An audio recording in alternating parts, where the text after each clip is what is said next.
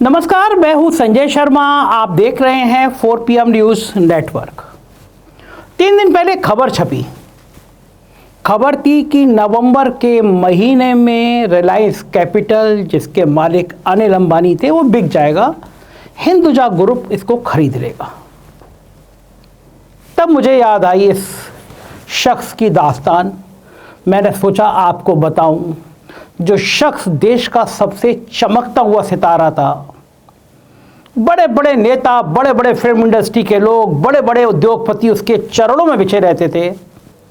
वो अब धोखाधड़ी के आरोप में कैसे गिर गया, कैसे बर्बाद हो गया, कैसे तबाह हो गया, कैसे नीलामी के कगार तक उसकी कंपनियां पहुंच गई। देश का सबसे बड़ा औद्योगिक घराना रिलायंस ग्रुप, नाम ही काफ़ी है।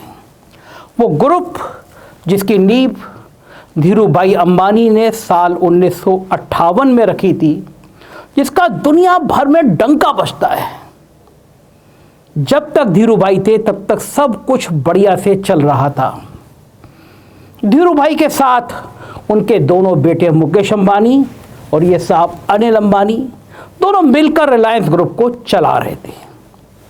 लेकिन साल 2002 में धीरूभाई अंबानी का निधन हो गया।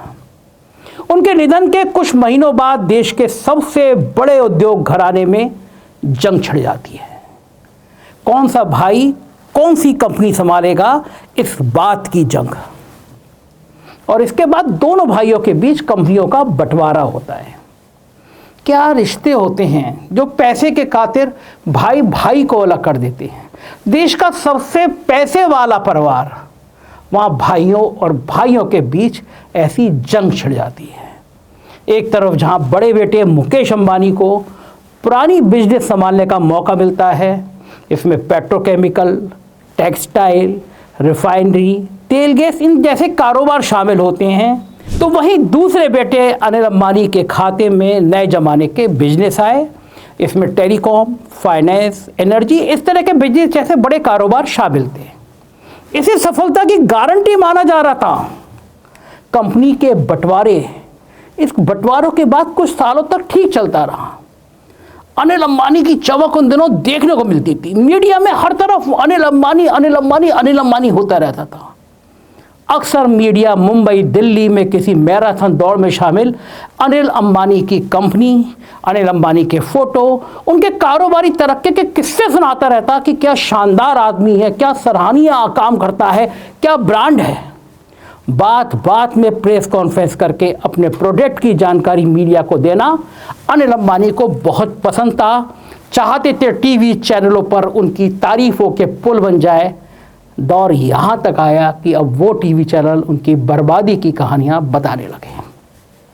उस दौर में महानायक अमिताभ बच्चन और अमर सिंह से निकटता इतनी ज़्यादा थी, दोनों की फोटो छपती थी। शादी भी उस समय जमाने की चर्चित फिल्म स्टार टीना मुनीम से की।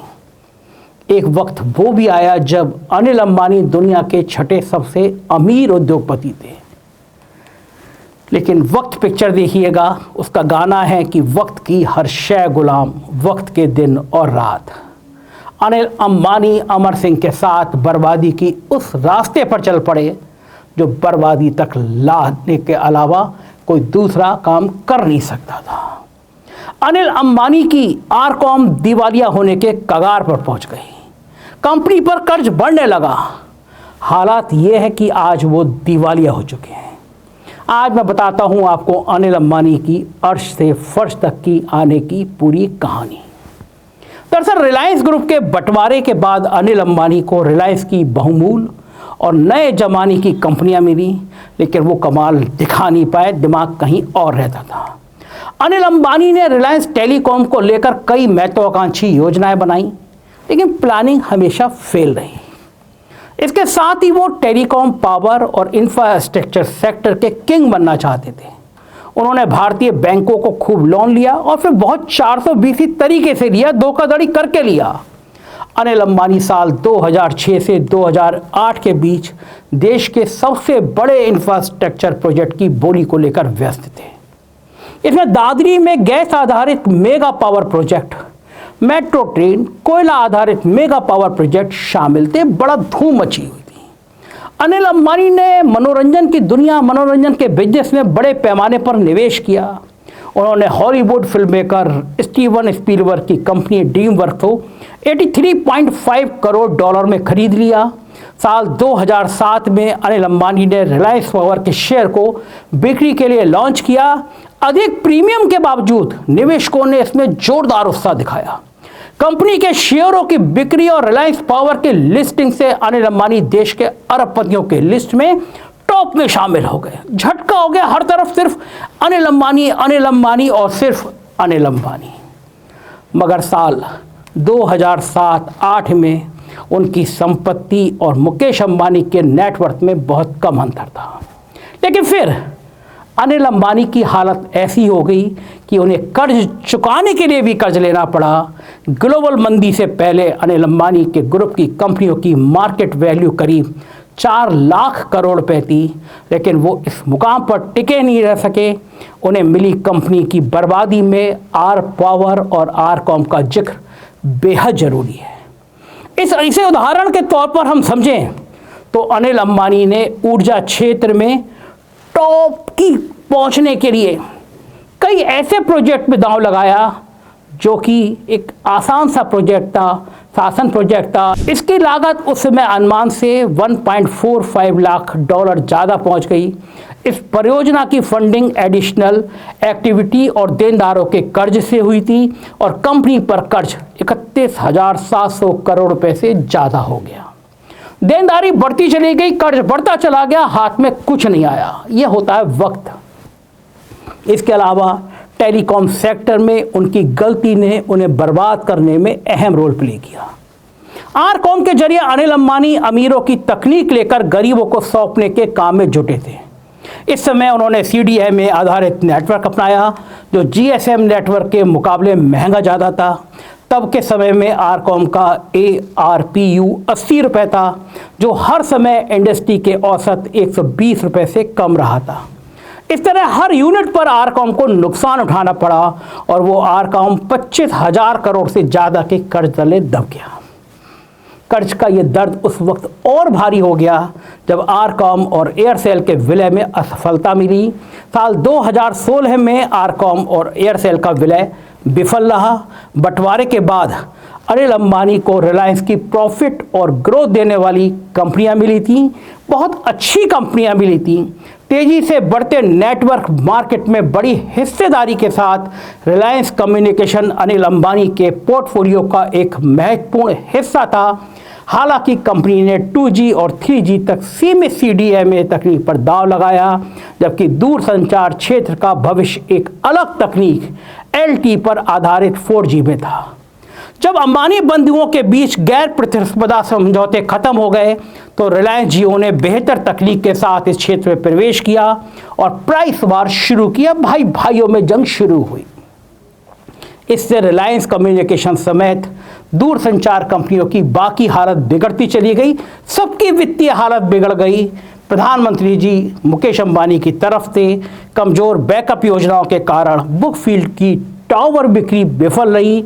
बकाया राशि, विभिन्न कानूनी चुनौतियों के कारण एयरसेल और रिलायंस जियो के साथ विलय सौदे विफल हो गए। वहीं अनिल अंबानी को 2G घोटाले में भी बहुत ज़बरदस्त कानूनी परेशानी का सामना करना पड़ा। उन पर सॉन टेलीकॉम लाइसेंस के फर्जी अधिग्रहण के आरोप थे। उन पर एरिक्सन के बकाया भुगतान मामले में जेल जाने का खतरा हो गया। लेकिन मुकेश अंबानी ने अंततः फर्ज निभाया, भाई का कर्ज अदा कर दिया। रिलायंस कम्युनिकेशन पर चीनी बैंकों का भी बकाया है। चीन भारत चलाता है, लेकिन चीन का और अनिल अंबानी का रिश्ता क्या है, इस पर कभी कोई ध्यान नहीं देता। अनिल अंबानी व्यक्तिगत रूप से ऋण की गारंटी दे रहे हैं। अदालत के फैसले के बावजूद बैंकों को 700 मिलियन से अधिक वसूली के लिए संघर्ष करना पड़ा, क्योंकि अनिल अंबानी ने दावा किया उनके पास कोई विदेशी संपत्ति नहीं है। वैसे अनिल अंबानी के पतन के पीछे उनकी गलतियां भी शामिल हैं। अनिल अंबानी एक कारोबार से दूसरे कारोबार में कूदते जा रहे थे, लेकिन एजुकेशन के कारण उनका पैसा फंसता चला गया। अनिल नए प्रोजेक्ट में पैसा लगाते चले गए, उन पर कर्ज लगातार बढ़ता जा रहा था। कर्ज कंट्रोल से बाहर हो गया। साल 2019 तक अनिल अंबानी की कंपनियों पर कर्ज का कुल बोझ 1.73 लाख करोड़ रुपए तक पहुंच गया। वहीं इसके बाद अनिल अंबानी ने डिफेंस सेक्टर में अपने हाथ आजमाने चाहे तो उन्होंने पिपावाव डिफेंस का अधिग्रहण कंपनी के लिए रक्षा क्षेत्र में विस्तार करने वाला एक कदम बताया उसको पहले से ही कर्ज के बोझ के तले कंपनी राजस्व के लिए सरकारी ठेकों पर बहुत अधिक निर्भर थी। हालांकि सार्वजनिक क्षेत्र के शिपयार्डों से तीव्र प्रतिस्पर्धा ने अपेक्षित राजस्व को रोक दिया, जिससे समूह का ऋण बोझ और बढ़ गया। कंपनी का नाम बदलकर Reliance naval and engineering limited कर दिया गया, लेकिन यह भारी कर्ज का भुगतान नहीं कर सकी, जिसके कारण 13,000 करोड़ रुपए के कर्ज के भुगतान में डिफॉल्ट कर गई। ऋणदाता कंपनी को एनसीएलटी में ले गए, जहां मामला आज तक फंसा हुआ है। इस तरह से अनिल अंबानी की मुसीबतें साल दर साल बढ़ती चली गईं और फिर साल आता है 2022 का।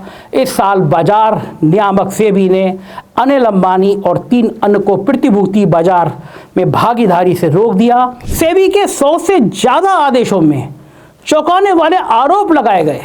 एक खबर के मुताबिक सेबी ने कहा, यह देखा गया है कि एक व्यक्ति अनिल अंबानी जो एक प्रमोटर के रूप में अपनी स्थिति और अपनी प्रत्यक्ष और अप्रत्यक्ष शेयरधारता के माध्यम से कंपनी को नियंत्रित कर रहा है, उसे अपनी शक्तियों का बेतहाशा निरंकुश प्रयोग करने की अनुमति दे दी गई है। वहीं सेबी के आदेश में आगे कहा गया कि प्रथम दृष्टया कंपनी के उधार लिए गए धन को अन्य वित्तीय रूप से कमजोर प्रमोटर समूह की कंपनियों को हस्तांतरित करने में अंबानी के साथ साथ हाथ मिलाते हुए पाया गया। ऐसे समान प्रयोजन कॉर्पोरेट ऋण लेन देन के अनुमोदन को विभिन्न चरणों में पूरी तरह से स्पष्ट है। आदेश में कहा गया कि समान प्रयोजन कॉर्पोरेट ऋण के तहत RHFL द्वारा वितरित ऋण की राशि 31 मार्च 2018 को लगभग 900 करोड़ रुपए से तेजी से बढ़कर 31 मार्च 2019 को लगभग 7,900 करोड़ रुपए हो गई। गौरतलब है कि यह वो वक्त था जब अनिल अंबानी पर कर्ज चुकाने के लिए पैसे जुटाने का भारी दबाव था। संपत्ति बेचकर पैसे जुटाने की उनकी सारी कोशिशें नाकाम रहीं और अंजाम स्पष्ट हो गया।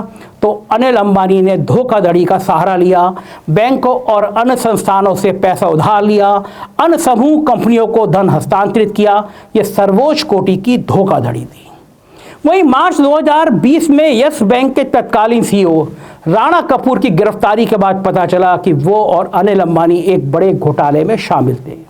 एक रिपोर्ट में विस्तार से बताया गया कि कैसे उन्होंने एक दूसरे की मदद की और बैंकों और शेयरधारकों को काफी नुकसान पहुंचाया। दीवान हाउसिंग फाइनेंस कॉर्प के फॉरेंसिक ऑडिट में अंबानी और कपूर कंपनियों के बीच संबंध सामने आए, जिससे दोनों के बीच सर्कुलर ट्रेडिंग के उदाहरणों का पता चला। यस बैंक का रिलायंस समूह की कंपनियों पर करीब 12,000 करोड़ का कर्ज था। ऑडिट रिपोर्ट में इस धोखाधड़ी को समझाया गया है कि एक कंपनी है विल्स हाउस प्राइवेट लिमिटेड।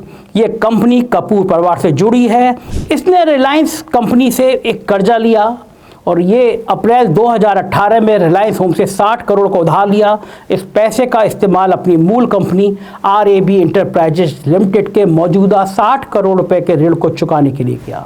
इसी तरह imagine state private limited Kapoor से जुड़ी एक अन्य कंपनी है, जिसने अप्रैल 2018 में रिलायंस कॉमर्शियल फाइनेंस से 125 करोड़ उधार लिया था। इसका उपयोग फिर से उसने अपने मूल RAB के 125 करोड़ के मौजूदा ऋण को चुकाने के लिए किया। RAB का स्वामित्व राणा कपूर की पत्नी बिंदु राणा कपूर के पास है। ऐसा तब भी होता रहा जब यस बैंक ने अनिल अंबानी समूह की कंपनियों को ऋण देना जारी रखा। वर्तमान में चल रही जांच 2016 से 2019 तक निप्पॉन इंडिया म्यूचुअल फंड और यस बैंक के बीच लेन देन में निवेशकों के पैसे के दुरुपयोग के संबंध में है। उस समय म्यूचुअल फंड, जिसे अब रिलायंस म्यूचुअल फंड के रूप में जाना जाता था, अनिल अंबानी समूह का हिस्सा था। अनिल अंबानी के कारनामे गूंज रहे थे, देश भर में उनके कारनामों की चर्चा होती रही थी। सेबी इस बात की जांच कर रही है कि क्या यस बैंक के स्थायी बॉन्ड में फंड के निवेश के बदले बैंक द्वारा अनिल अंबानी समूह की कंपनियों की प्रतिभूतियों में निवेश किया गया। अगर ऐसा हुआ तो यह नियमों का उल्लंघन होगा, क्योंकि म्यूचुअल फंड की मूल कंपनी प्रत्यक्ष या अप्रत्यक्ष रूप से निवेशकों के पैसे से संबंध नहीं रख सकती। यदि इस मामले में उन्हें दोषी पाया गया तो गंभीर दंड हो सकता है और ये वर्तमान स्थिति में इसके लिए अनिल अंबानी उत्तरदायी हो सकते हैं। इस मामले का असर यह होगा कि बाजार नियम सख्त हो सकते हैं, हितों के टकराव, निवेश निर्णय से अनुचित प्रभाव पर सख्ती बढ़ सकती है। अनिल अंबानी की कंपनियां काफी सफलता के चरम पर पहुंच गई थी। साल 2008 में अनिल अंबानियों की मार्केट वैल्यू 4 लाख करोड़ रुपए के पार हो चुकी थी। वो साल 2019 में ये वैल्यू गिरकर मात्र 2,391 करोड़ रुपए रह गई। यही अनिल अंबानी बैंकों के कर्ज के बोझ तले दबे जा रहे थे। जो अनिल अंबानी 10 साल पहले तक दुनिया के अमीर उद्योगपति में से एक थे, वो अब कंगाली के कगार पर पहुंच चुके। कंपनी से खुद के दिवालियापन के रास्ते पर चलने का फैसला किया और ऐसा समय आया कि रिलायंस कम्युनिकेशन यानी आरकॉम ने खुद को दिवालिया घोषित कर दिया। इसके साथ ही साल 2008 में अनिल अंबानी 45 अरब डॉलर के साथ दुनिया के छठे सबसे अमीर उद्योगपति, जो साल 2019 में वो फोर्ब्स की सूची में भारत में 70वें नंबर पर बाहर हो गए। वहीं दुनिया के अरबपतियों में उनका नंबर 1349 पर था। अनिल अंबानी के पास 1.7 अरब की डॉलर थी और अब अनिल अंबानी अपनी गलतियों से सब गवा बैठे। ये कहानी मैंने आपको इसलिए बताई, ये कहानी सबक है। ये कहानी रिश्तों की दास्तान बताती है। देश के सबसे बड़े आदमियों के घर में क्या क्या होता है ये बताती है। इससे सबक सीखिए। अपनी बर्बादियों की कहानी खुद लिखते इस शख्स को देखिए, कहाँ तक कहाँ आ गया। अगर सरकार की आंखें टेढ़ी हो जाएं तो शायद ईडी इनको अब तक दबो चुकी होती, ये जेल के अंदर होते। और धीरू भाई अंबानी ने सोचा नहीं होगा उनका लाड़ला धोखाधड़ी के इतने बड़े बड़े आरोपों में घिर रहा है जो उसे जेल तक पहुंचा सकता है। कैसी लगी मेरी ये बात आप जरूर बताइएगा। मुझे आपकी राय का इंतजार रहेगा। शुक्रिया, थैंक यू।